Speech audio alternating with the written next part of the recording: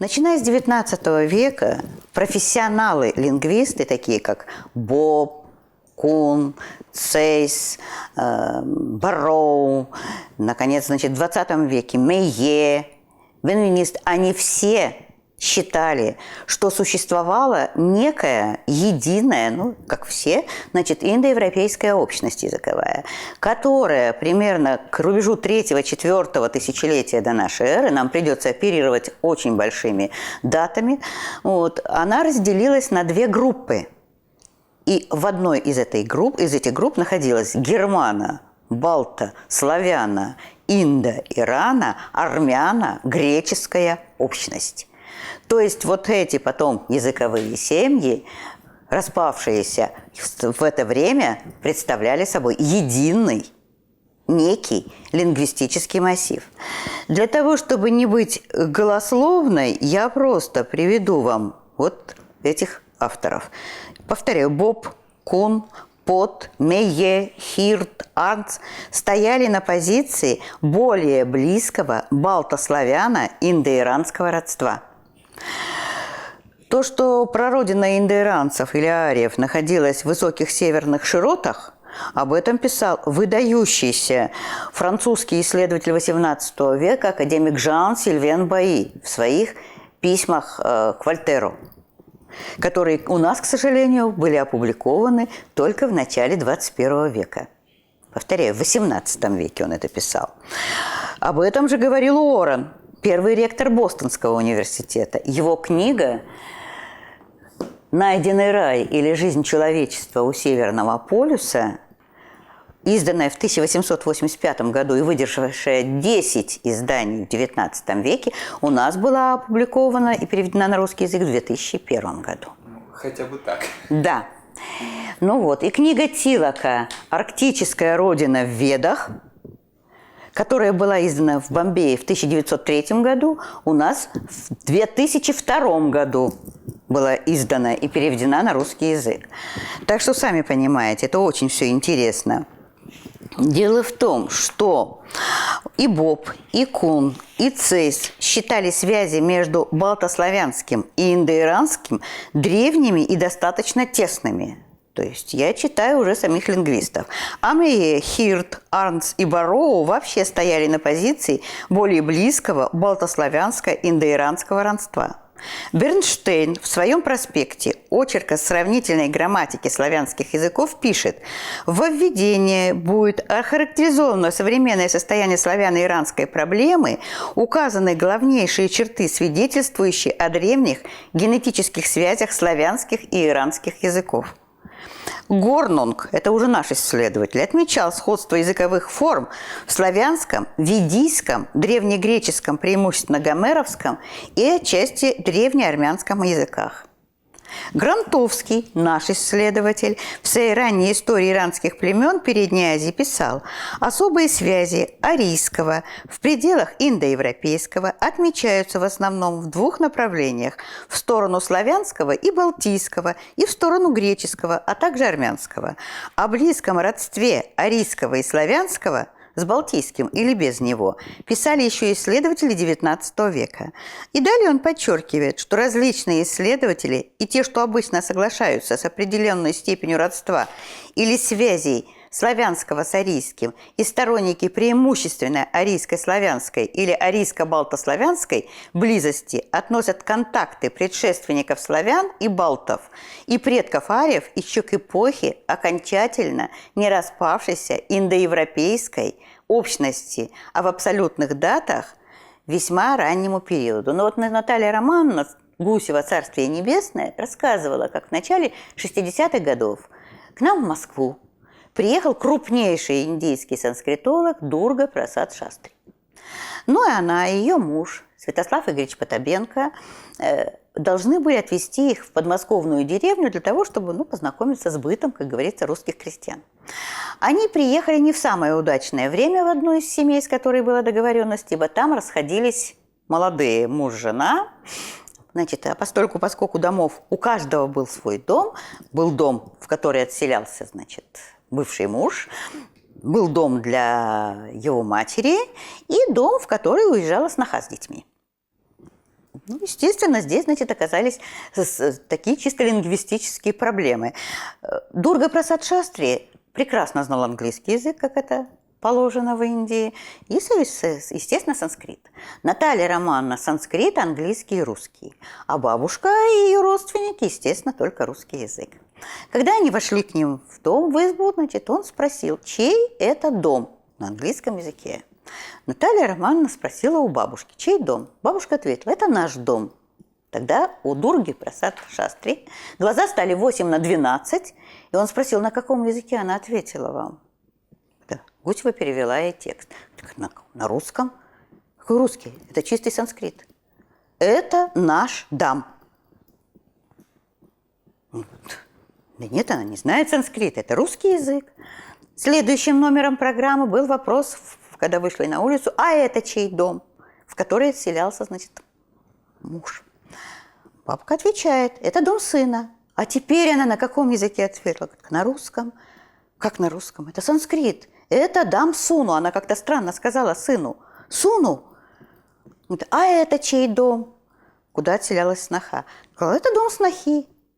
И тут у него ножки подкосились, и он сел на травку. Потому что на санскрите это будет звучать. Это дам снухи. И потом, оказавшись в Москве, он через 2 недели отказался от переводчика и сказал, что если бы наш великий грамматист VI века до нашей эры, Панини, оказался в Москве 20 века, он был бы потрясен тем, что язык его времени здесь оказался сохраненным таким чудесным образом.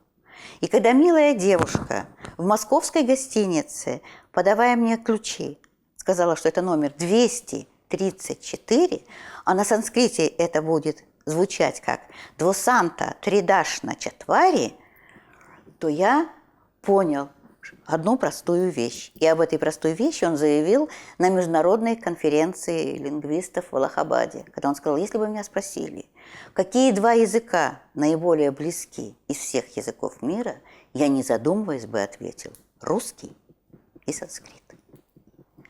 Но вся прелесть заключается еще и в том, что северно-русский язык сохранил огромное количество диалектных форм, абсолютно идентичных классическому санскриту. Но санскрит – это святой язык. То есть это уже кодификация языка жречества. А что мы с вами имеем в северно-русском? А мы имеем следующее. Вот я вам привожу примеры. То есть вы прекрасно понимаете, что ни на Вологодскую, ни на Архангельскую землю индусы не приходили и свой язык туда не приносили. Так ведь? И еще 100 лет назад, это просто показатель, Валерий Брюсов, потомок первых королей шотландских, короля Роберта Брюса, наш великий поэт русский, писал следующий текст. «Не надо обманчивых грез, не надо красивых утопий, но рок поднимает вопрос, мы кто в этой старой Европе? Случайные гости, орда, пришедшая с Камы и Соби, что яростью дышит всегда, все губит в бессмысленной злобе. Иль мы тот великий народ, чье имя не будет забыто, чья речь и поныне поет, созвучно с напевом санскрита». Итак, северно-русские диалекты. Одина, ненасытный, прожорливый, жадный. Она такая одина, придет, все сожрет, никому ничего не оставит. От санскрит есть, поглощать. Один, питающийся, поедающийся. Одина, веселый, неунылый, сытый. Похоже? Да. Арвина у нас северно-русская, дратва для починки обуви. Помните, валенки, валенки не подшиты старенькие. Арван, бегущий, спешащий, быстрый на санскрите. Акулька, неаккуратная, неопрятная у нас. Акулина, неблагородный, неаккуратный, неродовитый. Аркать, кричать, издавать громкие звуки у нас. Арк, петь, произносить гимн. Дальше, бат, может быть, возможно, вероятно, кстати. Я, бат, завтра к тебе зайду, да? Бат, поистине, возможно, на санскрите. Бурада, у нас корзина. Буруда, в санскрите корзинщик. У нас бус, копоть, грязь. Буса – сыро, пасмурно. Бусы – дымчато-серый, бусая кошка. Бусинец – мелкий моросящий дождь. Буселы – плесневелые испорченные продукты. Бусеть – плесневеть, гнить и бусель – плесень. На санскрите буса – пар, угар, туман, отбросы, нечистоты. Да. Варака у нас недотепа, неудачник, неумелый, неряха. В санскрите варака – бедный, жалкий, неудачник. Варахоба у нас неповоротливая, неуклюжая, грязнуля свинья. Вараха – кабан, свинья на санскрите. Варя – лицо у нас. Вара – ограниченное замкнутое пространство, круг. Недостаточно? Вирава – крик, шум у нас. Виркой шумный, скрипучий. Вирава – крик, шум на санскрите. Вирава – там, вирава – здесь. Да? Гать – дорога через болото. Гата – дорога, движение, гати – путь на санскрите. Гуня – верхняя одежда, нижняя рубашка. Гунье – белье, старая одежда у нас. Гуна – нить, волокно на санскрите. Гунуть – сказать. Слово гунуть не могли. Гу – звучать на санскрите. Дивья – легко, хорошо, прекрасно, повезло у нас. Дивья ей в норке ходить, мужик такие деньги зарабатывает.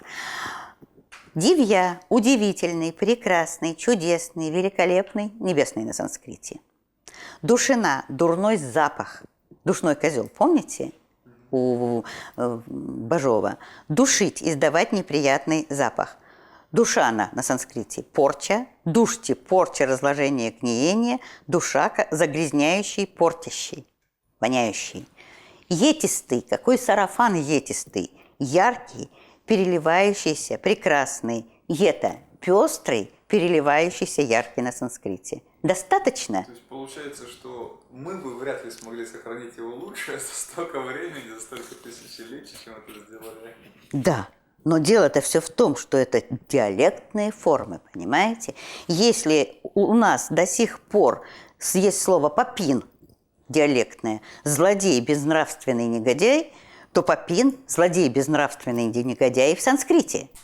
Если у нас пакши – это руки, не для твоих пакш, или крылья боровой птицы, то там тоже пакша – это крыло, перо и боковая сторона тела, то есть руки. У нас простава или проставка – это вышитая или вытканная орнаментальная полоса, которая украшает одежду, полотенца, там, подзоры простыней, то у них простава – это хвалебная песня, это священный гимн. Понимаете? Если у нас сарга – это кусок бересты, который перевязывают косу-горбушу очень архаическую, то есть то, что управляет движением, то там это просто управляющий движением. У нас есть Харовский район Вологодской области. Харовский, где Хара, вообще диалектная, это золотистый песок, светлый. Есть слово харатья русское, то есть белоснежный, сверкающий. Хара. Вы знаете, что такое? Хари Кришна, Хари, Хари. Ага, Хара – это золотой, золотистый, сверкающий, небесный, божественный и так далее. То есть таких слов я не лингвист. Просто в диалектных словарях нашла больше 40. А если будут этим заниматься лингвисты? Я уже не говорю о названиях наших рек, которые переводятся чисто с санскрита. Потому что, конечно, можно говорить, что там есть река, допустим, Суда, а мы не знаем, что это такое. Но Суда на санскрите значит щедрая. Отсюда наш с вами судак, то есть щедрая рыба. Понимаете? Есть река Двина, о которой еще в XVI веке писали, что она двойная. Наша река Сухана буквально на санскрите значит легко преодолимая. Сухана. Юга, сливающаяся, да, они сливаются. И так далее, и тому подобное. Есть река Кубина. Обычно, когда начинают этимологизировать это из финно-угорских языков, то получается полная чушь. Ну так Пинига, например, маленькая речка. Конечно, 800 километров и 2 километра в разливе очень сложно назвать, но с большим юмором ее маленькой речкой. Но есть санскритское слово «пинга», что значит красно-бурая. И она действительно протекает вот в таких вот красно-бурых песках, и там рядом с ней, ну вот в лужах просто видно, когда пройдет дождь, как кровь. Она красная становится вода. Поэтому понятно все. А исток ее носит название Кайласа. Да, да, река Кайласа. И причем река Кайласа протекает по местности, которая называется Алака. А бог богатства Кубера как раз и имеет свой дворец на Алаке и называется Алакой. И таких названий масса. У нас в Карелии есть гора Гандамадана и озеро Гандамадана. А Гандамадана – это место, где находится Шива. И, кстати, там же текут 3 реки рядом. Шива-ручей, Падма, а это одно из имен Парвати, и Ганеша-ручей. Нормально? И так далее, и тому подобное.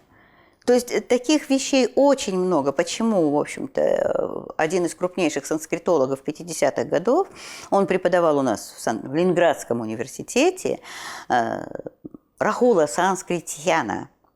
Вот. Так он ввел в научный оборот вообще такой термин «индославы», которым стараются не пользоваться. Ну что вы, ну вы понимаете, говорить о русской истории тысячелетней – это смешно. Не принято.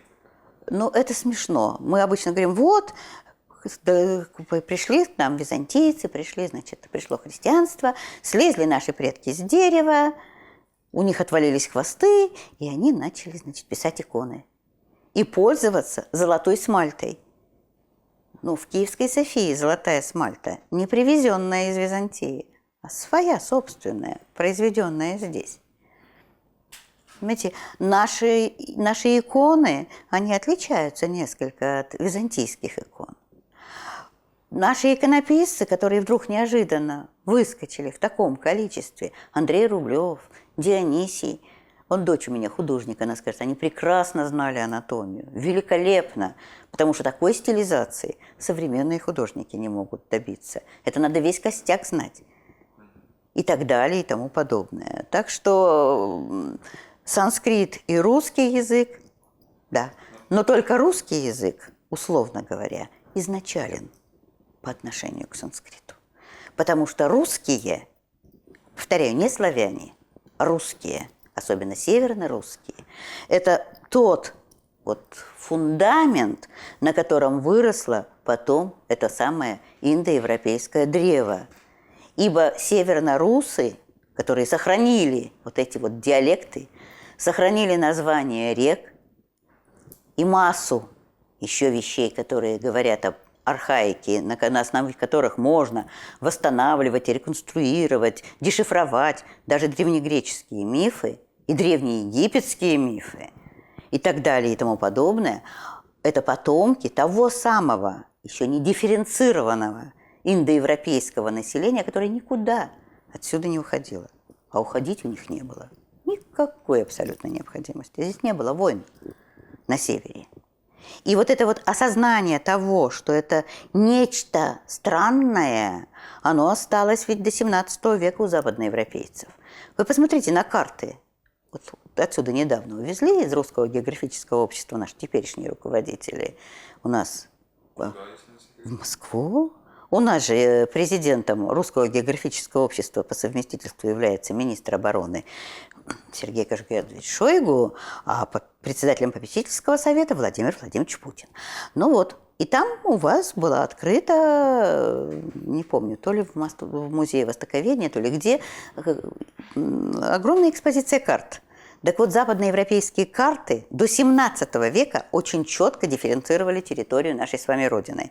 До 60-58 градуса от севера идет Руссия-Альба, или Белая Русь.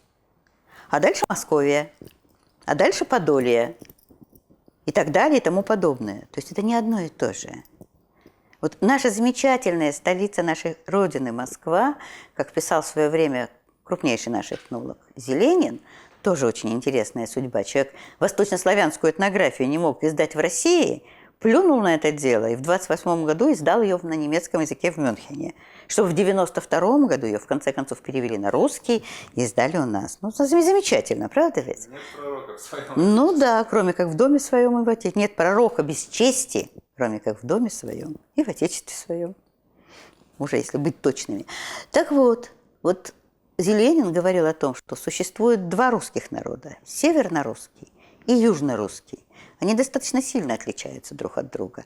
Но вот это вот промежуточное звено, центрально-русские или Москва и Московское княжество, они как бы слили, объединили вот эти две группы, и получилось нечто усредненное. То, что мы сегодня тоже называем русскими. Но северно-русы действительно очень сильно отличаются от южно-русов. И системой домостроительства, и массой других вещей. И что самое парадоксальное, в свое время мне приходилось заниматься топой гидронимией Украины.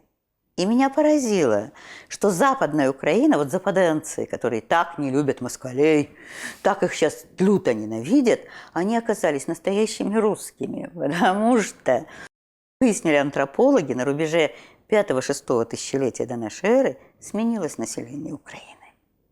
И вместо населения, которое представляло собой так называемый средиземноморский и альпийский круглоголовый тип, появилось так называемое нордическое население. Вы оба как раз относитесь к этому типу. Светловолосые, светлоглазые, длинные черепа, так называемые, белокожие, то есть тот тип, который, как считают антропологи, сложился во время последнего валдайского оледенения на территории североевропейской части нашей страны. За счет физико-географических показателей, за счет магнитных силовых линий, которые проходят через наше тело, за счет того, что нужно от яркого солнца, которое 18-20 часов в день, защищать радужку глаз, поэтому глаза светлые, потому что под белой кожей быстрее накапливаются витамины, витамин С в частности, поэтому и грацильность, тонкокостность, и высокий рост,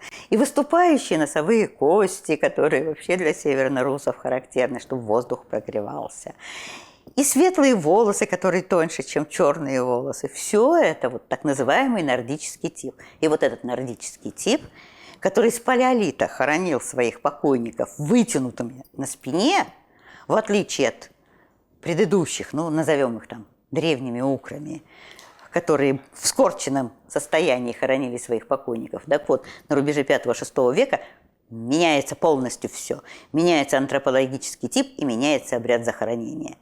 И что самое парадоксальное, наши северно-русские речки, их названия, совершенно четко укладываются на территорию Югославии, которые сами себя называли россияне или россияне или рошане, и на территорию прикарпатско-закарпатских областей Украины, где по Бугу, Днестру, Пруту, все эти притоки и так далее носят совершенно такие же названия. Если у нас есть Печенга, то и там она есть. Если у нас есть Лежа, то и там она есть.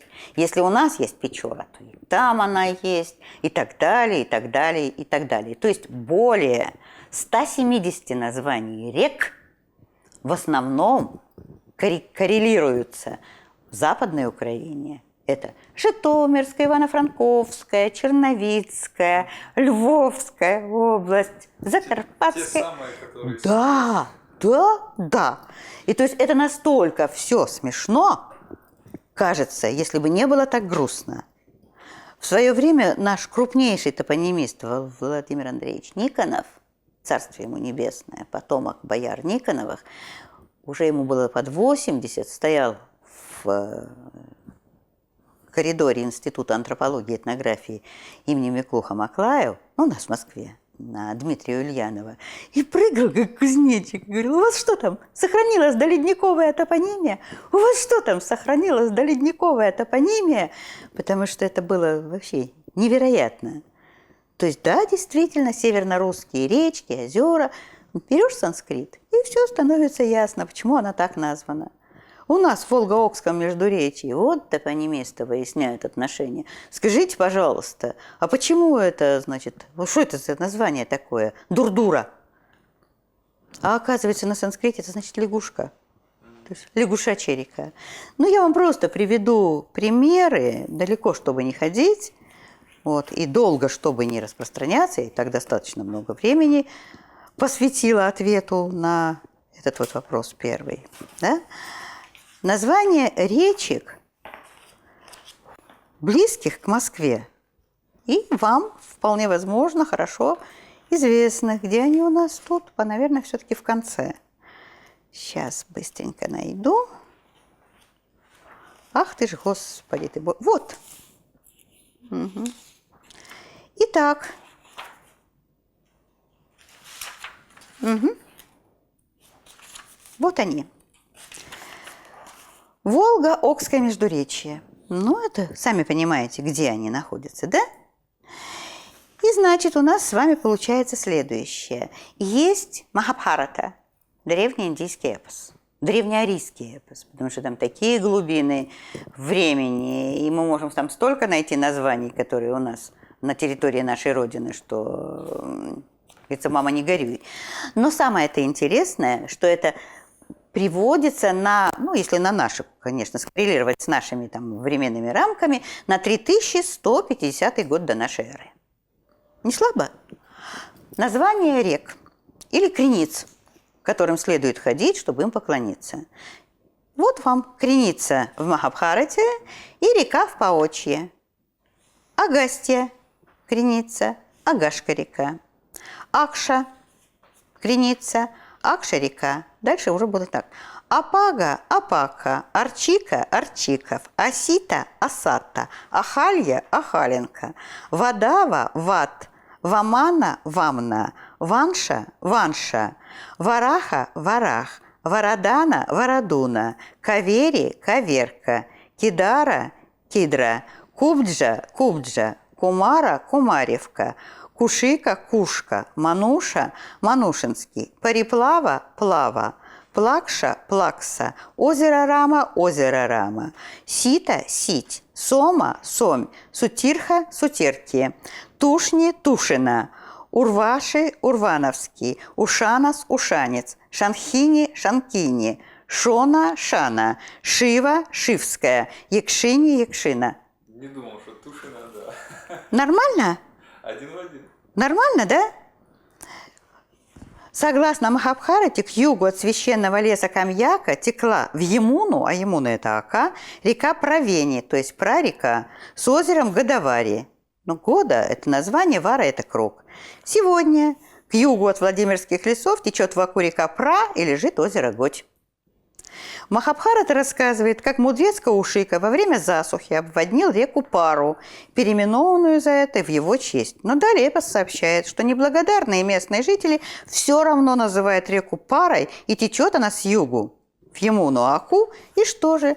До сих пор течет в Аку река Пара, и так же, как много тысяч лет назад, называют его местные жители. Нормально?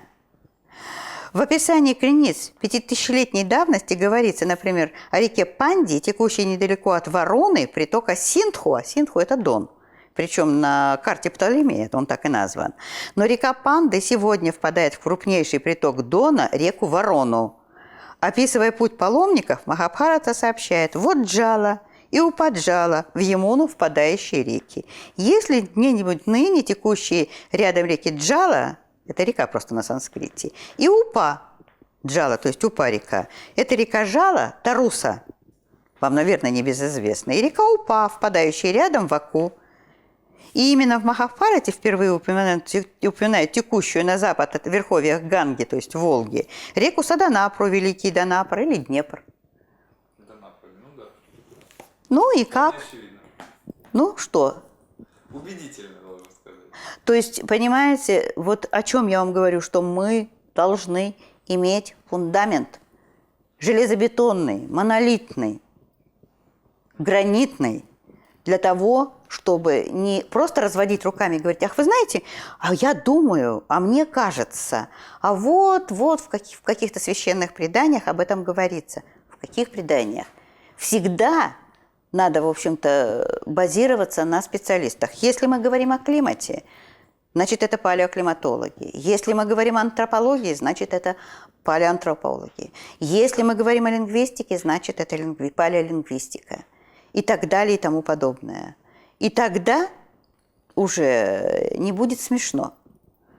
Мне говорили, что кто-то из наших этих самых кембриджских профессоров, прочтя одну из моих статей по орнаменту, сказал, что да, Жарникова сделала реконструкцию орнамента, безупречный анализ, а Гиперборея все равно была в Англии. Но я могу все что угодно, понимаете, сказать по поводу несчастной Гипербореи, уж затюканной, потому что этот термин наша наука не любит безумно. Хотя, если перевести на русский язык, это просто выше Борея, выше Нордоста, над Нордостом. Ну да, у нас вся территория до 60 градуса северной широты от Белого и Баренцева моря находится выше продвижения Нордоста, потому что Нордост формируется зимой в Карском море, проходит через Карские ворота, огибает западную оконечность Урала и выходит на русскую равнину и дальше там во все стороны, как говорится. Но за пределы северных Увалов, то есть древние зоны широтных поднятий, это приполярный Урал, северные Увалы, там Харовская гряда, Авника, горы Карелии, Кольского полуострова, вот это вот то, что они называли хребтами Меру, не заходит, и поэтому там тихо всегда зимой, даже если 50 градусов мороза. И ничего криминального нет. Но сами-то, извините меня, авторы той же самой Махабхараты, которую называют «пятой ведой», и говорят, что если на одну чашу весов положить все 4 веды, там, Риг-веду, Адхарва-веда, Сама-веда, Яджур-веда, а на другую Махабхарат она перевесит. Это веда для народа. И она сохранила память вообще бесчетного количества тысячелетий. Так там вполне четко говорится о том, что вот здесь вот находится наша Родина, вот эти вот двипы, острова, так называемые, на которых они изначально жили. Но, пардон, вам любой геоморфолог скажет, что во время Микулинского или Валдайского оледенения, это 130-70 тысяч лет тому назад, весь наш север по существу представлял собой северо-восточноевропейский архипелаг. То есть это были острова. Да, действительно, это так.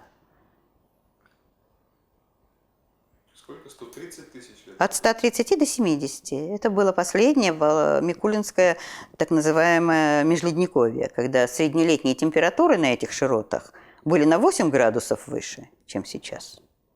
Сейчас у нас на сколько? На 1,5 градуса поднялся, по-моему, всего лишь навсего. Ну вот, а это было на 8 градусов выше. А зимние на 12. Вы представьте себе. И климатологи говорят, здесь климат был в северных широтах такой же, как на юге Франции и на севере Испании. Но с одной существенной разницей. Длинный летний световой день. 18-20 часов. То есть перло все из земли.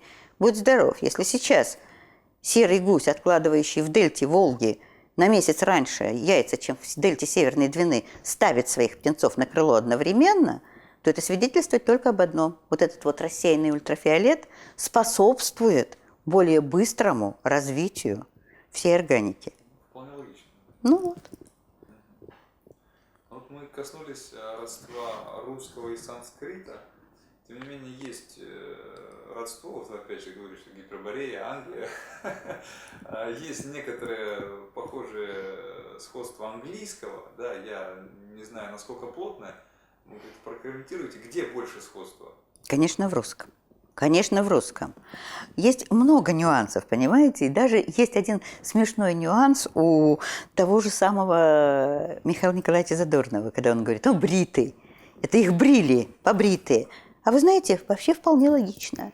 Молодые люди, когда они вступали в определенный возраст, а вы знаете, что мальчики вообще неуправляемы бывают иногда во время, так сказать, полового созревания и зачастую ведут себя асоциально.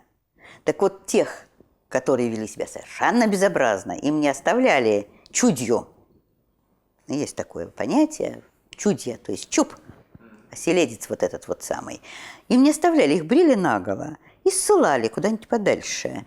Вот как англичане своих каторжников в Австралию. Вполне возможно, что Британия, которая была в последнее ледниковье, вся закрыта ледником, и стала тем местом, куда их отправляли. Потому что в английском языке есть масса таких интересных слов, когда их читаешь, то умиляешься. Понимаете? Лак – это что у нас, ступня? Но мы с вами легаемся, не так ли? Да? Baby. Да, мы читаем по-английски baby. А если мы почтем, как в остальных индоевропейских языках, получится бабий. Ну, ребенок-то он вообще-то бабий продукт. Так или иначе? Не так. С трав бери, земляника. Ну, бери с травы, парень. Учись собирать ягоды и так далее и тому подобное. Йоркшир, Девоншир, ширь. Откуда этот термин? Да, конечно, их там достаточно много. Понимаете, очень много. Но нет вот этих вот один к одному, которые у нас в северно-русских диалектах, просто чистый санскрит. Просто чистый санскрит. Мы в 93-м году вместе с большой группой индийских фольклористов, которыми руководили две очаровательные женщины, Дарвини, дарящая свет, Васанта, весна, шли от Вологды до Великого Устюга. И вот мы дошли до Быков, а там этот обрывистый такой берег, 80 метров, и весь прослоен. Красные полосы, черные, белые, ну то есть всю структуру можно от Кембрия посмотреть. И все разбежались, переводчик убежал. Нам сказали, что в группе нет ни одного человека, знающего русский язык, но мы даже не идиоты, сами понимаете. В такой группе, где руководит ей жена одного из мультимиллиардеров, владельца корпорации Тата, Дарвини Мехри, вот, что там нет ни одного человека, знающего русский язык. Мы, конечно, не очень сильно в это верили. Нас сопровождала полковник КГБ, тогда еще, 93-й год, вот, куча там было наших этих самых экологов. Вот бегает мадам Мехра по берегу, размахивает руками, потом схватила одного из своих коллег, Раджива, стала его вот так вот трясти. Он подбежал к одному из наших экологов и говорит ему, ну, мы не знаем почему, он так ему сказал, коллега, на чистом русском языке. Коллега, посмотрите на эти полосатые берега. Они описаны в наших священных книгах, которым уже больше 5000 лет. Мы думали, это легенда, вот они перед нами. Как размазанные пальцем притирания сверкали полосы. Карминно-красные, черные, белые, золотые. Потом нам сказали, эта дама, которая нас сопровождала, что Раджив закончил школу Intelligence Service, является профессиональным разведчиком. Так вот, что? Наши люди. Да, что нужно было испытать профессиональному разведчику, чтобы вот так вот раскрыться и в группе, не знающей русского языка, заговорить на чистом русском языке? Ну, наверное, такой же шок, как и у Дурга Прасад Шастри. Вполне. В общем-то, по-людски понятно. Ну, понятно. Мы удивлялись, когда они, едучи с нами в автобусе, повторяли без акцента песню какую-то нашу популярную, я уже не помню, пели. Они совершенно без акцента пели вместе с нашими «Тополя-тополя» вот, в Великом Устюге. А вы же должны это знать, что когда студент заканчивает ИНьЯС, и его отправляют в Индию, это проклятие для него, потому что его английский, сами понимаете, будет индийским. У нас артикуляция немножко другая. Потому что смешение с народом, который жил на территории Западной Европы до рубежа 3-4 тысячелетия до нашей эры, который называют капсийским и считают, что остатки его – это баски и наши с вами грузины, то есть это другой был язык. И что индоевропейцы, придя туда на рубеже 3-4 тысячелетия, только в это время, они практически уничтожили местное население. И даже от топонимии и гидронимии осталось немного. Там Рона, Гарона, По, все остальное смели. Ну вот, немецкий эпос. Посмотрите, кто там? Сокровища чьи? Ни белунгов, ни белых. Есть памятник 8 века, который называется баварским географом. То ли конец 8, то ли начало 9. И там, причем это сакский памятник. И один из крупнейших исследователей, собственно говоря, руководитель археологической службы Германии Херман, он, изучая этот памятник, говорит, что там написано в сакском памятнике, а саксы – пришельцы с территории Восточной Европы, к слову сказать, что в сакском памятнике пишется «Рюси, форнсдерен люди фрезити», что переводится буквально «русы, древнейшие люди, изначальные, руководящие, живущие на своей земле». Прям открытым текстом. Да, то есть форнсдерен люди фрезити. Причем термин «люди» они использовали как греко-люди. Ну вот, и был такой автор Лаупрант, который говорит, что мы называем их по местопроживанию на берегах северных морей нордманами, а греки по их внешнему облику руси или русос, то есть светлые, потому что во всех индоевропейских языках руса значит светлый, просветленный. Что ж, как бы теперь мало у кого, наверное, из наших зрителей осталось сомнений, что русский язык и как следствие или как причина этой вся культура, вообще цивилизация, да, она имеет не одну тысячу лет истории. И тем не менее, что, в общем-то, подтверждается многочисленными примерами и родственными словами санскрита, тем не менее, принято считать, и в учебниках написано, да, что вот там Рюрик, там Кирилл Мефодий и понеслось. Вот, то есть очевидно, что у нас какое-то вот несоответствие с тем, что мы сейчас видим с вами, и том, что написано в учебнике. Я открываю для вас вот эту книгу. Егор Классен. Егор Классен, как сообщает преамбула, преподаватель, автор научно-образовательных книг и ученых пособий, российский дворянин по происхождению немец, русский подданный с 1836 года. Эта книга была написана в 1854 году и издана. Преамбулой ее являются слова Зубницкого.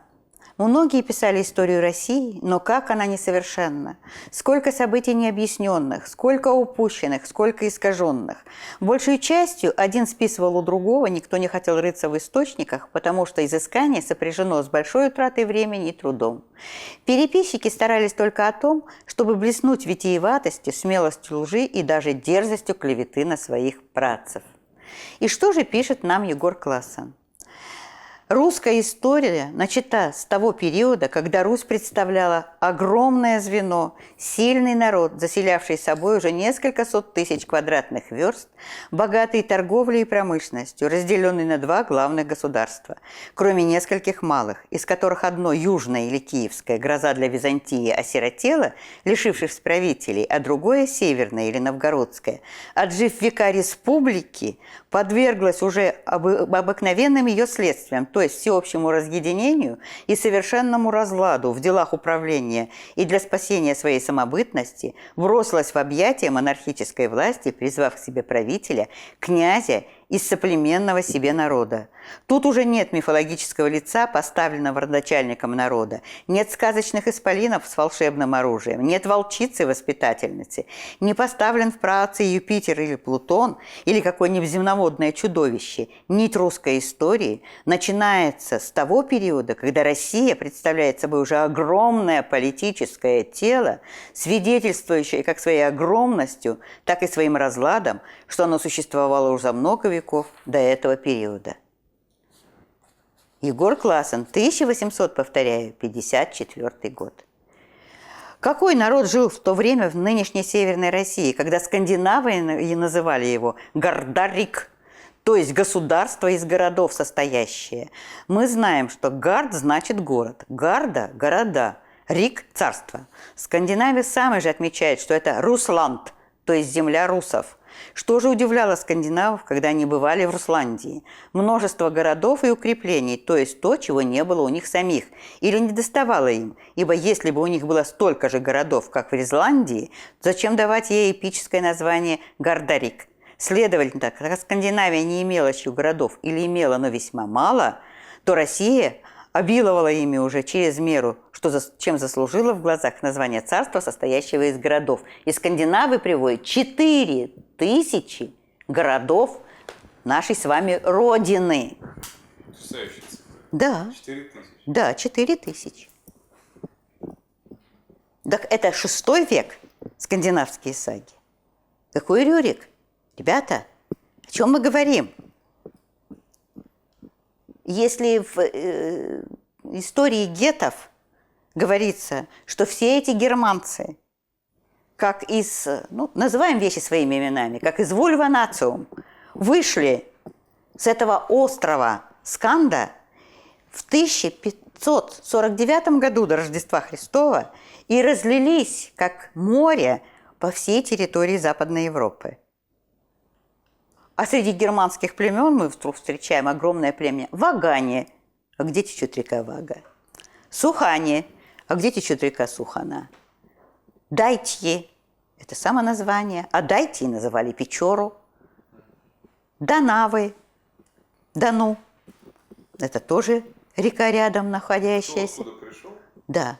Ну, давайте называть вещи своими именами. У нас с вами, я вас еще не очень утомила, мальчики, у нас с вами наверняка был предок в палеолите, так ведь? Должен был. Иначе бы мы с вами сейчас здесь не сидели и не общались, верно? Мы только цепочка, вот эта живая цепочка, идущая сквозь времена, как в песне пелось, времен моей молодости. Значит, получается, что и в палеолите где-то наши предки жили. Но я вас уверяю, это были не обезьяны, которые в Африке по непонятным мне причинам вдруг с деревьев, где им было безопасно, слезли в саванну, хвост у них отвалился, и они пошли там болтаться среди львов, змей, гиен и так далее и тому подобное. Нет, так далеко я не полезу. На 3 миллиона, на 5 миллионов, хотя не знаю, что здесь было. Но возьмите вы элементарно вот этот временной отрезок, 130-70 тысяч лет тому назад. Антропологи считают, что уже 70 тысяч лет тому назад человеческие коллективы вышли на побережье арктических морей Европы. Это крупнейший наш антрополог, царствие ему небесное, Валерий Павлович Алексеев и его жена Татьяна Ивановна Алексеева. Вот, 80-е годы. Официальные данные. Да. Возьмите том «Палеолит» из 20-томника, издававшегося нашим издательством «Наука» под эгидой Института археологии, когда им руководил Борис Александрович Рыбаков. Великий наш, гениальный ученый. Гениальный ученый. Что бы о нем сейчас ни говорили, вот в списке 100 наиболее цитируемых наших гуманитариев, ученых, он стоит на 7-м месте. Так вот,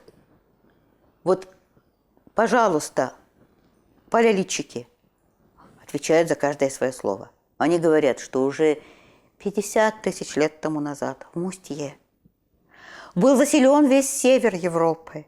Причем на север Европы шли не номады, не охотники блуждающие, а люди, ведшие сложное домашнее хозяйство, строившие долговременные жилища, делавшие запасы продуктов и имеющие высокую культуру. Если сейчас наша костенковская культура на Дону считается древнейшими поселениями европеоидного человека в Европе, и не случайно Тур-Хейердал ездил на Дон, а Костенки – это село, которое недалеко от Воронежа находится. Далеко находится еще один такой поселок Трамка. А Махабхарата рассказывает о 6-м тысячелетии, когда был город Аджамитха, в котором правил один из царей, изгнанных там в свое время с его родной территории. Но вы видели, какие речки у нас, какие у них названия. Плюс ко всему прочему, если на этих Костенках в свое время Ефименко нашел дом площадью 240 квадратных метров, остатки дома, в котором было 8 очагов, которые обогревали этот дом, как голландки калориферы, то есть за счет пепла, золы, когда там начинали разжигать, то все быстро прогревался, этот пепел и зола, он хранил тепло. Это 32-е тысячелетие до нас с вами. самая заниженная датировка. Да, потому что сейчас уже говорят о 45 тысячах лет. А геологи говорят о 280. То есть археологи так, геологи так. Ну, они когда-то скорректируют все это хозяйство.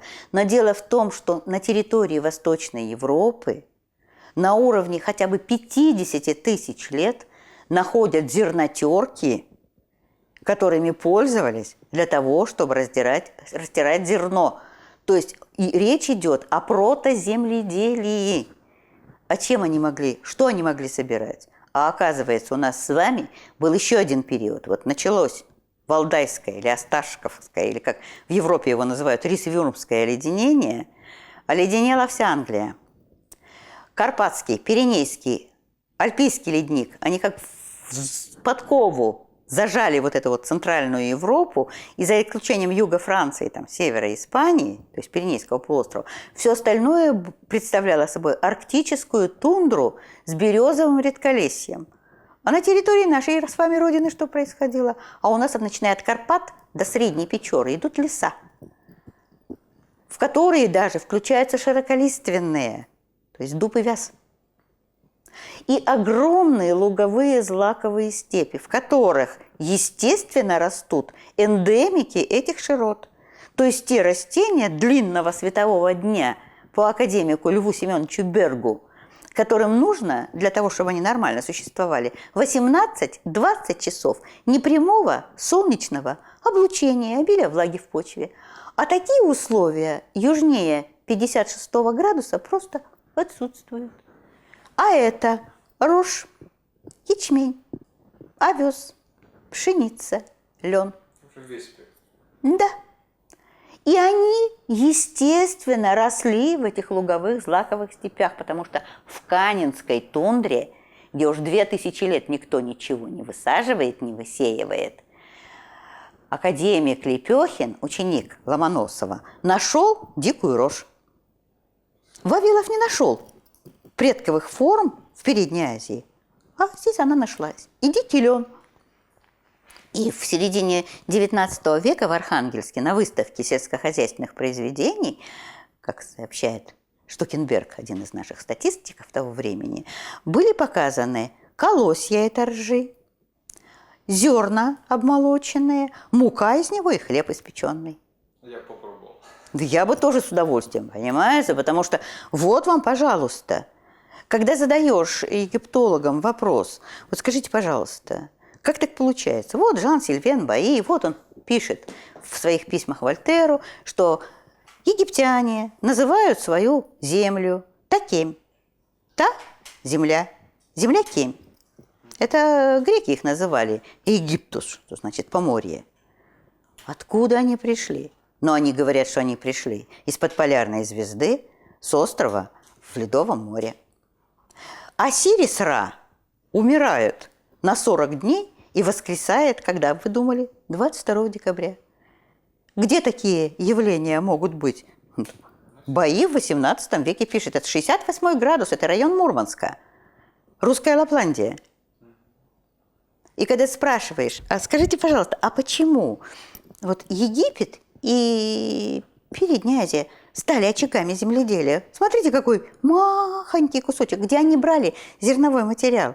И самое умилительное, где они брали лен. У нас в моей альма-матер, Академии художеств, была такой известный преподаватель Верко Борисовна Блэк. Она ученица Милицы Эдуардовны Матье, это один из крупнейших наших египтологов. И вот по окончании института, через 11 лет, я оказалась здесь и задала ей вопрос парадоксальный. Откуда египтяне брали лен? Если льняные бинты используются там, и весон – это льняная одежда, которую носят высшая знать. Я сказала, ну как, выращивали. Я говорю, как они могли выращивать в Египте лен, если он там не растет? Как не растет? Я говорю, не растет. Лен долгунец не может там расти. По своим характеристикам никак.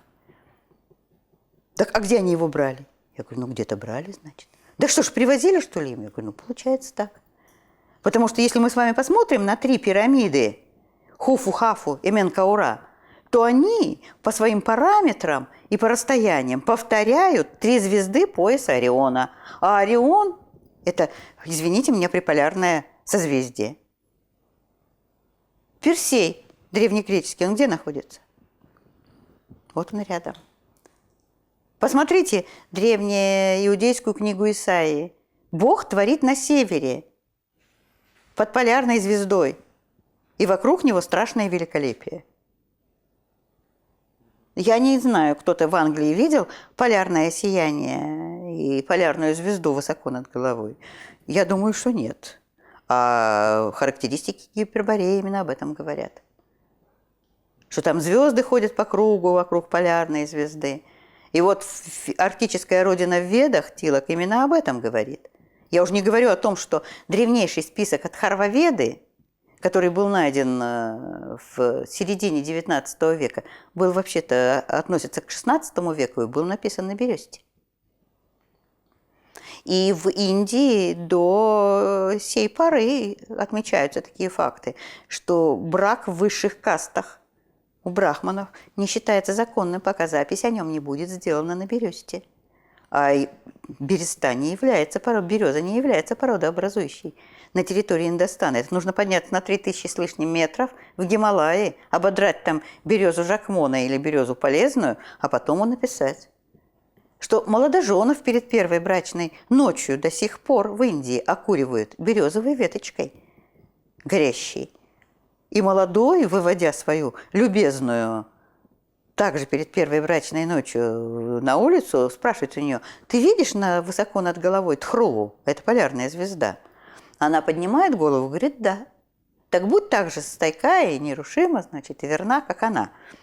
Но обычно, когда об этом говоришь на лекциях, мужики смеются и говорят: вот, начинают врать уже перед первой брачной ночью. Я говорю: что еще бедолаге остается делать, если традиция обязывает ее отвечать «да». Она не может видеть эту полярную звезду или 7 риши, 7 звезд большой медведицы высоко над головой. Они низко над горизонтом на территории Индостана. Но там, те места, откуда они пришли, там было так. Традиция великая вещь. Традиция великая вещь, да.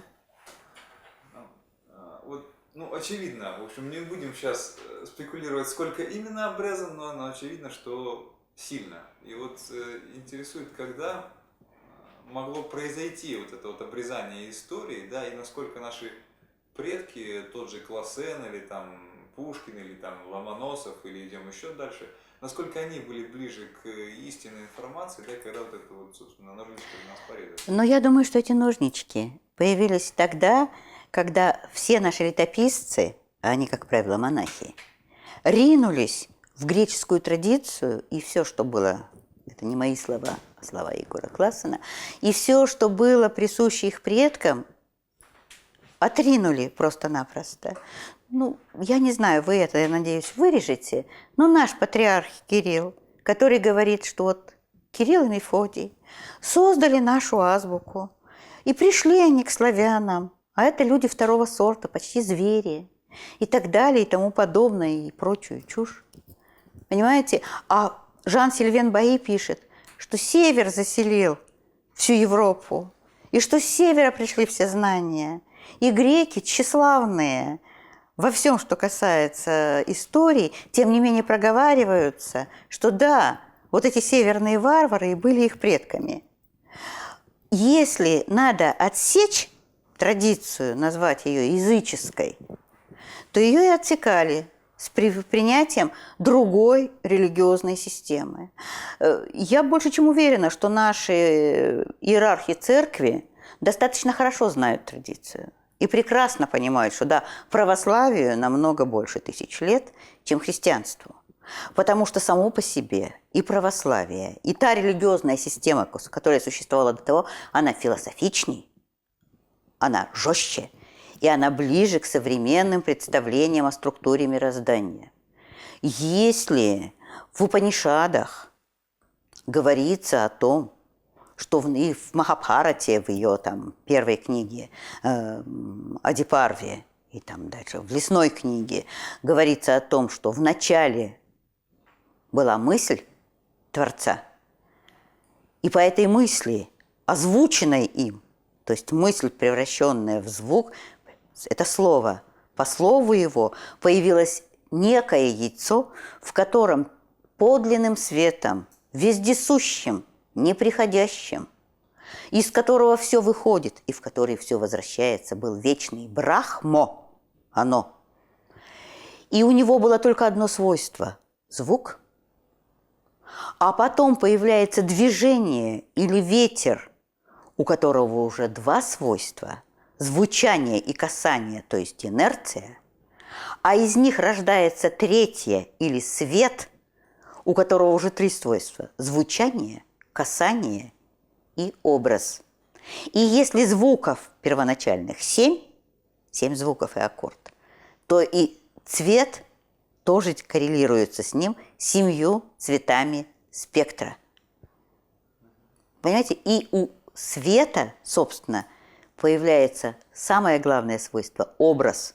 И свет, будучи светом, с одной стороны, принадлежит миру образов, абсолютных или праве, и с другой стороны, миру физическому или яве, где, трансформируясь, видоизменяясь, он ткет материю. Отсюда простава – это тканная полоса со сложным геометрическим орнаментом, несущим свой смысл. И простава – это священная песня, гимн в санскрите. Понимаете?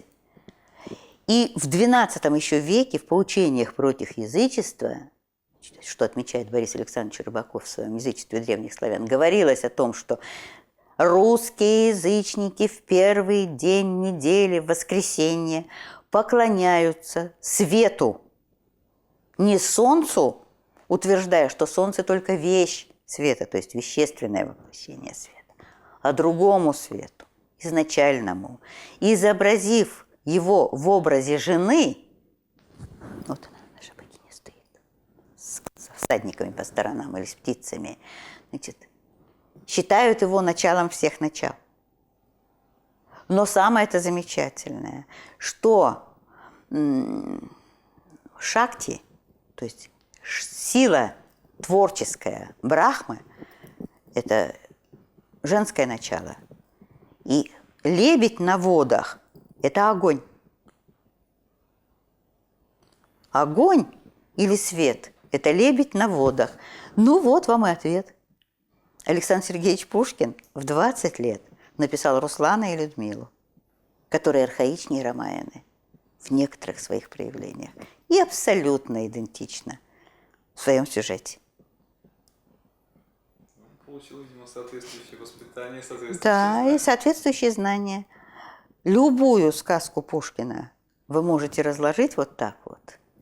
Там «Спящая царевна» и «7 богатырей», где 7 звезд Большой Медведицы, у которых богиня Зари, вечерний ушас, проводит ночь в твердыне на горе. Сказку о рыбаке и рыбке, где щука, в наших заговорах, золотая рыба. И щука – это мудрец, который плывет по Млечному пути, и обращаясь к которому можно получить все в тварном мире. Но за пределами физического мира получить ничего нельзя. И поэтому старуха получает все, что хочет. А когда она хочет стать богиней, то есть стать бессмертной, этого она получить не может.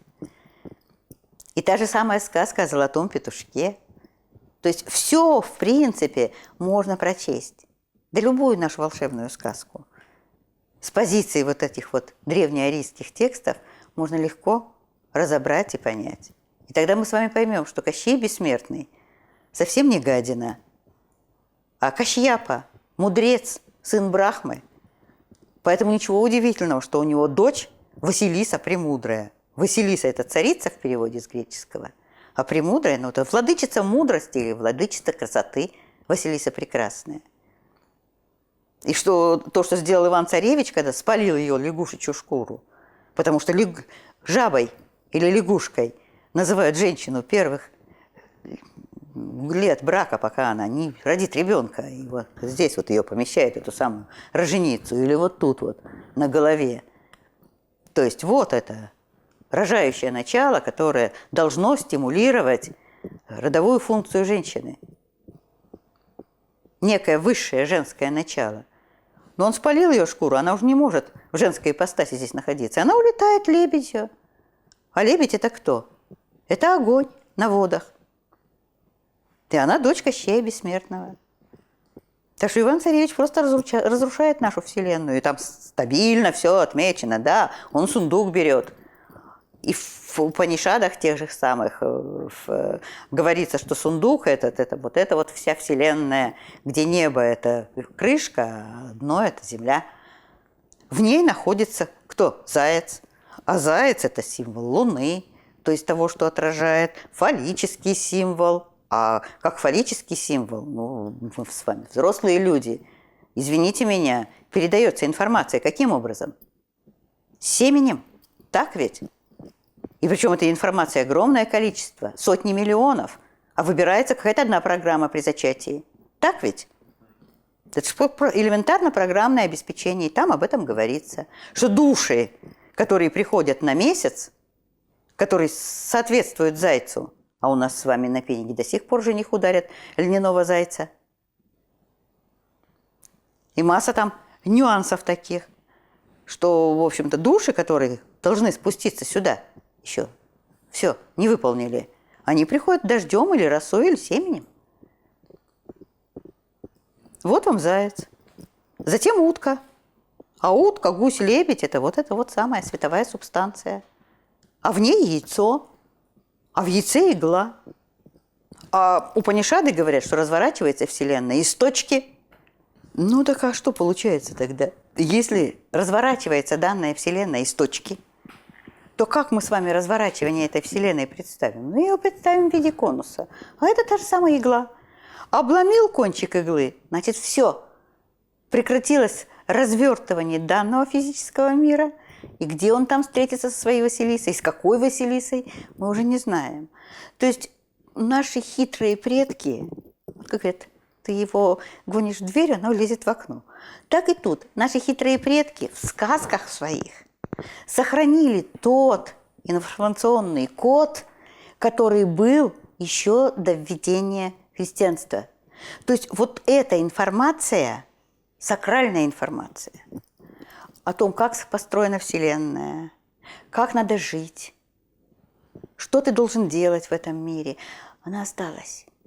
Почему еще в 15, 16, да и в 17 веке на исповеди спрашивали, не сказывал ли Иси сказок, не пел ли Иси песен небесовских, не гудел ли Иси в гусли? Нужно было оборвать именно вот это. Да. Потому что вот когда мы начинаем, был такой французский маркиз Ингвальд Дальведер в начале 20 века, который говорил о санскрите, языке патриархов Северного полюса, матери наших и их интеллектов, имея в виду индусов и индоевропейцев. И он поклонялся русской культуре, потому что, да, он говорил именно о приполярных широтах, на которых родилась белая раса, он читал. Так вот, он просто брал расшифровки, он общался с брахманами, таких уже, как говорится, высших стадий посвящения, и он просто брал вот эти вот самые звуковые кусочки и говорил о том, что каждый из них значит. И когда мы стали у нас в нашем международном клубе ученых заниматься дешифровкой элементарных, банальных детских колыбельных, там, баю-баю-баиньки, прибегали заиньки, там люли-люли-люлюшки и так далее и тому подобное, у нас получились такие тексты, от которых мы обалдели. То есть там идет просто вот такая чистая риторика. Будь честным, будь искренним, поклоняйся небесному закону, ты ему подчинен, ты связан со всем, с землей, с водой, там, с животными, ты часть этого мироздания, будь достойным и так далее и тому подобное. Мы поем детям песни. На каком уровне они его воспринимают? Это уже другой вопрос. Знаете, это уже на уровне эзотерики где-то идет. Но то, что жрец, певец, исполнитель в одном и том же лице И поэтому к ним так, к этим волхвам относились, и к гудению на гуслях и так далее и тому подобным. Надо, в общем-то, видеть стремление уничтожить. Вот уничтожить эту память во что бы то ни стало. Потому что если народ ощущает глубину своей исторической памяти, он непобедим. Вот вам, пожалуйста, история Иудеи. Я иногда тоже начинаю смеяться, говорю, слушайте, ребята, откуда, из какого Египта бежали? Из того или из этого, который кемский? Потому что так называемая карта Меркатора, но она вообще-то к Меркатору не имеет отношения, вот там с Северным полюсом, где 4 реки. Не имеет отношения к Меркатору, потому что Меркатор умер в XVI веке, а там номенклатура названий Гудзонова залива 17 века. Да, Меркатор не знал, как англичане назовут Гудзонов залив, и там реки и так далее. Но, тем не менее, там действительно карта хорошая и очень старая. Но только эта карта нашего с вами Кольского полуострова. С 4 реками текущими, со всеми вытекающими последствиями. Так вот, вот это вот Кемь, земля Кемь, да? Или Египтус, Поморье тоже. И подумайте сами, как можно в Синайской пустыне 40 лет болтаться? Сложно. При желании, можно, но задача сложная, откровенно. А по нашим степям? Луговым, злаковым можно? 40 лет. Можно. Как можно перейти Красное море, если это рифт глубиной в 3 километра? Так? И потом на 3 километра нужно подняться. Но до XVIII века наше с вами Черное море называлось Черным или Красным. Да, Красным, Червонным морем, прекрасным. И у ирландцев, пришедших с северного побережья Черного моря на территорию Ирландии, в их эпосе именно оно так и называется, Красным морем. А у Красного моря, прошли они через Камышовый залив, а Камышовыми заливами до сих пор называют залив Сиваш и Сасик, который можно пройти во время отлива. И земля, текущая медом и маслом, это Крым. Куда они сейчас? Есть данные, что направляются. Да. Так что вот так вот. Вот такие вот дела. Казалось бы, лингвистика, куда Да. заводит? Да, лингвистика заводит в хорошие дебри. Вот, и поэтому, когда у нас начинают там антисемитизм, я говорю, слушайте, угомонитесь ради Бога. Это практически, кто такие ашкеназы? Голубоглазые, рыжие люди. С вот такими же длинными лицами. Сохранили, да, они сохранили в значительной мере вот этот вот древний религиозный код. Бог неизобразим. Да, конечно, Бог неизобразим. Мне приходилось общаться с архиепископом Великоустюгским и Вологодским, царствие ему небесное, Михаилом Николаевичем Удьюгиным, который говорил, да, новозаветная Троица запрещена.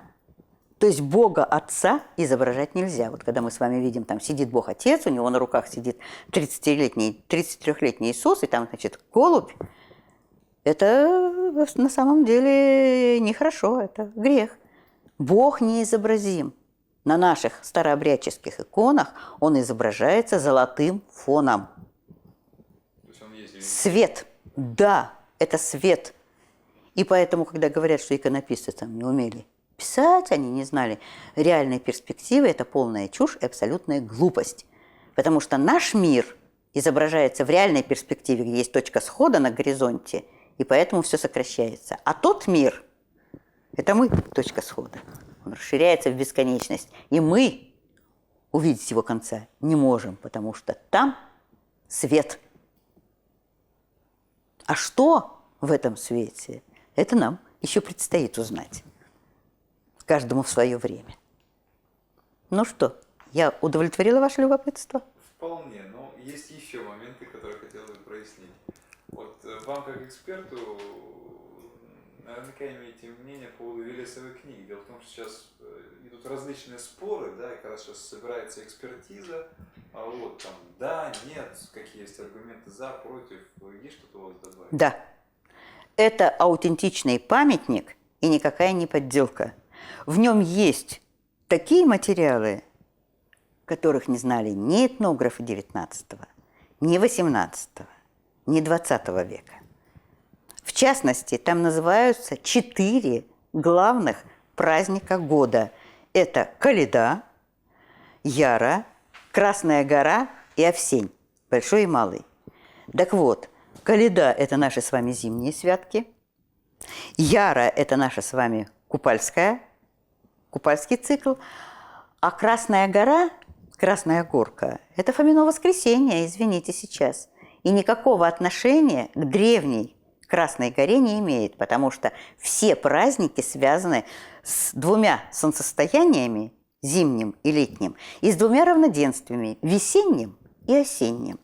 У нас с вами Масленица в древности длилась месяц и начиналась с 21 февраля и заканчивалась в ночь с 21 на 22 марта. И именно это время было посвящено Красной горе, праматери или теще, что на санскрите значит «все». Он, она, они, оно. Все это вместе определяется термином «теща». К кому вы ездите на блины? К теще, а не к теще и к тестю. И в Архангельской области еще до 50-х годов 20 века невеста-сирота выходила на распутье 3 дорог и обращалась к своей матери. «Моя красная красигорка», то есть праматерь. Никто до того, как вашей покорной слуге пришлось разбираться с этими праздниками, никогда Масленицу Красной горой не называл. А Велесова книга ее так называет. Это одна из важных доказательных таких вот точек. То есть придумать это ни в XIX, ни в XVIII, тем более в XX веке не могли. Нужно было или знать, да. или... Ну, или не знать. А дальше там пусть лингвисты разбираются, топонимисты, там много чего может быть. Это, конечно, не очень архаический памятник, скажем так. Это может быть раннее Средневековье, где-то рубеж эпох. Вот. Но, тем не менее, это аутентичный памятник. Ну что ж, вполне понятно. Я таких аргументов, откровенно говоря, не слышал. То есть я больше видел там лингвистический анализ, такой. Ну вот вы уже в разговоре с вами по телефону вы говорили, что упоминали о том, что термин, вообще корень «рус», он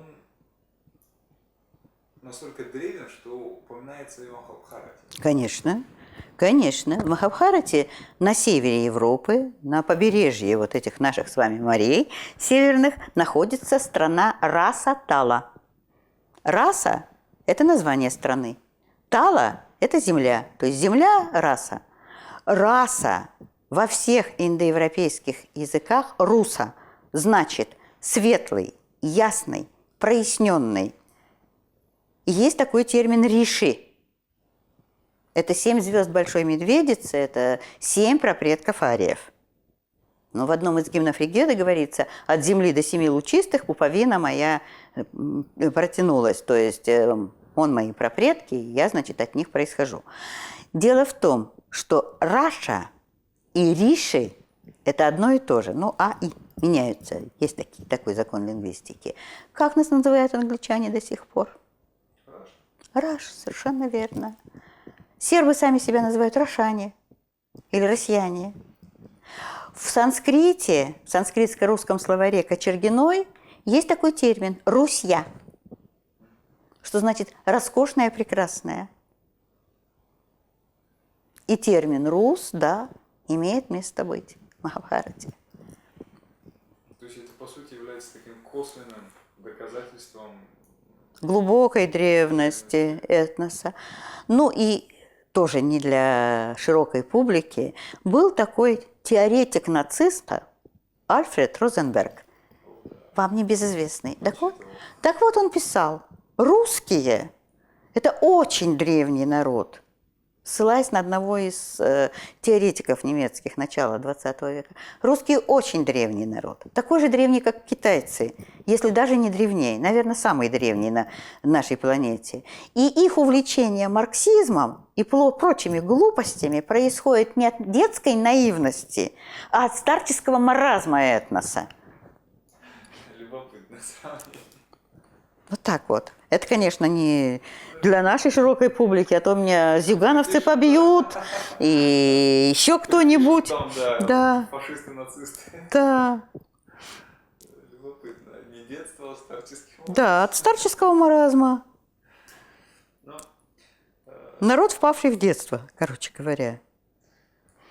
в последнее время вообще видны некоторые перемены атмосферы, сдвиг ветров, и обусловлено в том числе и политическими какими-то изменениями, да, и вот если до недавнего времени вот все эти темы, которые мы с вами сегодня затрагиваем, они были, ну, в лучшем случае под негласным таким табу, а в худшем случае под гонением, вот, то сейчас как-то все начинает немножко наружу выползать, так сказать, вот, выходить. Вот, приходилось ли вам чувствовать это давление, потому что вы давно этой темой занимаетесь, да, и весьма профессионально, на экспертном уровне.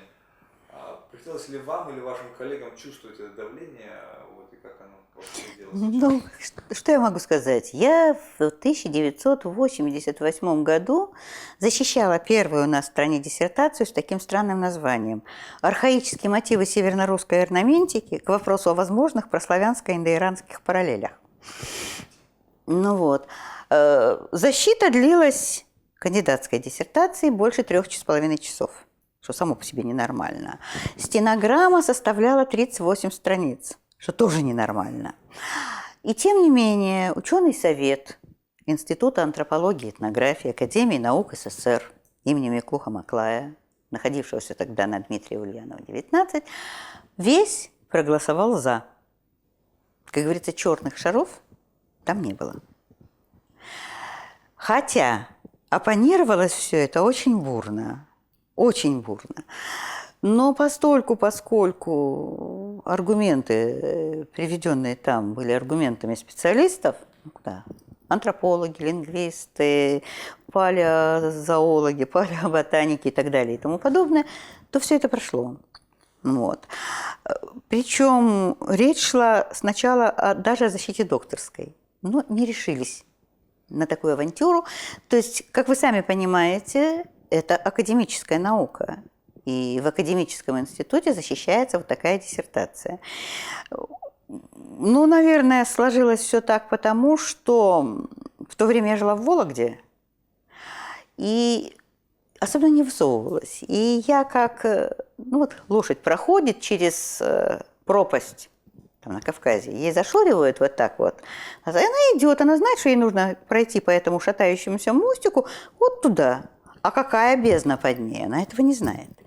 О том, какие дискуссии, какие смертоубийственные дискуссии шли по этим вопросам в академической науке, я не имела представления. Я искусствовед по первой специальности, и как искусствовед начала изучать орнамент и обнаружила странную закономерность, что в северно-русском орнаменте только сохраняются только те блоки, которые связаны в эпоху бронзы с подвижками арийских народов, то есть индоиранские орнаменты, и никаких других.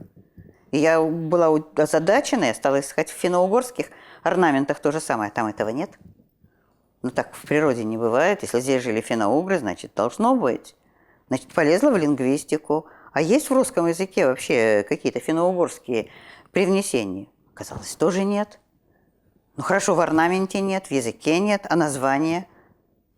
Названия, оказывается, тоже вот такие вот странные. Это еще академик Соболевский где-то в 20-е годы написал, что основная мысль моей работы по поводу рек и озер Европейского Севера проистекает из того, что подавляющее большинство названий происходит из какого-то индоевропейского языка, который я пока до подыскания более подходящего термина именую скифским.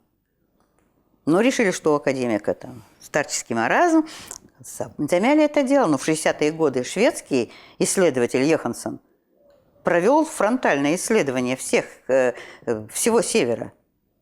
И сказал, ну да, скифская подоснова. Ну а сами-то шведы откуда появились на территории Швеции, норвежцы и так далее? Если там был ледник, вот когда он растаял, они оттуда и пришли. Из великой светьет, великий удел света, то есть наша с вами Родина, в малый удел света. И там этих санскритизмов, как говорится, до дуры. То есть, с одной стороны, вроде бы давления этого не было, а с другой стороны, ну, я бы сказала так, что я была каким-то пробным камнем, понимаете? Утопят? Не утопят. Убьют? Не убьют. Я знаю, что мою диссертацию до защиты на 3 или 4 дня увозили в Переделкино к Вячеславу Всеволодовичу Иванову, нашему знаменитому лингвисту и автору 2 томников вместе с Гампрелидзе «Индоевропейский язык» и «Индоевропейцы». Они помещают эту прародину на территории Передней Азии. А у меня в диссертации камня на камне не остается от этой концепции, потому что 3/4 растений и животных, которые зафиксированы в индоевропейском, не имеют никакого отношения к Передней Азии. Ни бобров там нет, ни лосей там нет. Ну, правда, в индийском эпосе есть восьминогий зверь Шарабха. У нас вон есть восьминогие кони в вышивке. Восьминогий зверь Шарабха, который своими трубными звуками оглашает отроги Гималаев. Ну и Бонгард, Левин и Грантовский, авторы книги «От Скифии до Индии», пишут, что это вообще-то лось, которого никогда в Гималаях не было. Но зато у нас на севере, сами понимаете, это нормальное животное, да. В Передней Азии, насколько я знаю, лоси не водятся. Бобров там тоже нет. На данный момент, во всяком случае. Да, и раньше их там не было. И так далее, и тому подобное. Так что сказать, что давление – нет. Но я знаю, что оно было все равно на вот эту вот тему, потому что, 2 года пролежала статейка «Вокруг света», причем мне редактор говорил, что это вообще черт знает что. Пока, наконец, Андрей Николаевич Сахаров, замдиректора Института российской истории до недавнего времени, до истории СССР, сказал мне: я поддержу, но будьте осторожны. И это опять же для вас, мальчики, а не для широкой публики, потому что, как он мне сказал, дочь Тодора Живкова занялась этой проблематикой. И, значит, такой вот мост Тели София появился. Она погибла в автомобильной катастрофе, несмотря на то, что она была дочерью Тодора Живкова. И Сахаров мне сказал: будьте осторожны. Тема опасная, смертельно опасная. Но поскольку я жила в Вологде, а это провинция, сами понимаете, вроде бы ничего страшного не происходит. А сейчас меня уже, наверное, поздно убивать. Во-первых, я стара, а во-вторых, материал ушел. И когда мы смотрим, сколько заходят к нам на сайт Международный клуб ученых, и видим, что там 3 с лишним миллиона посещений, то надо думать, даже если это одни и те же люди, то людей этих много. Интерес есть, и он растет. Да, и он растет, самое главное. Я никогда не думала, что это произойдет так быстро. Я думала, где-нибудь лет 50-70 пройдет, и все-таки, значит, русские, в конце концов, начнут понимать, кто они и что они. Тут давление обстоятельств или. Да, или грудь в крестах, или голова в кустах. А голова в кустах у нас не будет. Не по нашему характеру. Нет, не по нашему характеру. И потом матушка Ванга в свое время сказала, что первой очистится Россия, что туда вернется древняя религия, религия света, и пойдет по всей планете, и будет очищать людей, и люди спасутся. Ну, сейчас ведь посмотрите, что делается. Ведь мы не можем без конца удовлетворять свои духовные потребности. У меня была приятельница в институте, которая смеялась и говорила это в конце 60-х годов: когда наступит коммунизм, я возьму мешок и пойду в ДЛТ удовлетворять свои духовные потребности. Дом ленинградской торговли. Нельзя же без конца так удовлетворять свои потребности. Если мы будем жить, как мы живем сейчас, с таким потреблением, у нас через 50 лет вообще ничего не останется на планете Земля. Значит, какой-то другой должен быть путь. И, может быть, вот это вот шатание из стороны в сторону, оно что-то, в общем-то, и дало нашему народу. успех. Да, и Пошли потом... проходят. Да, и потом, ну, насколько я знаю, к Николаю Рериху действительно пришли 23 августа 1943 года, где-то там около 10 брахманов высшей стадии посвящения сказали, сегодня в 12 часов закончилась Кали-юга и вступает Крита-юга. А Кали-юга началась в 3102 году, когда произошла эта великая битва на Курском поле, на Курукшетре. И, как пишет Махабхарата, погибло больше миллиарда человек. Там такое они оружие использовали, и, я не знаю, и психотропное, и термоядерное, и черт знает что, потому что описание жуткие совершенно в Махабхарате. Вот. И когда Брюсов, это археолог, копал трипольскую культуру, она прекратила свое существование в начале третьего тысячелетия, он был поражен тем, что там на уровне Триполья, в общем-то, радиация чудовищная, в несколько раз больше, чем на материке. Он решил, что там просто космический корабль разбился. Ну а Мохенджодара и Харапа, где оплавленные кирпичи, которые тоже могут быть только при термоядерном взрыве. Нам кажется, что мы такие умные, понимаете, вот первыми пришли к этому, а человечество вообще идиотизмом своим отличается на редкость. Ведь посмотрите, за 2000 лет от лука, стрел и мечей мы с вами до чего дошли сейчас? Значит, надо где-то остановиться. Вот. И действительно, 23 августа 1943 года в 12 часов наши войска вошли в Харьков, и на этом закончилась Курская битва. Как и предсказано. Да. Ну а если это Крита-юга, ну вот сумерки ее и дают такой эффект, как сейчас. Я тоже достаточно позитивно смотрю в будущее. Конечно, конечно, конечно. Там наверху уж, наверное, не дадут очередной глупости совершиться. Все будет, как будет. И от нас будет зависеть.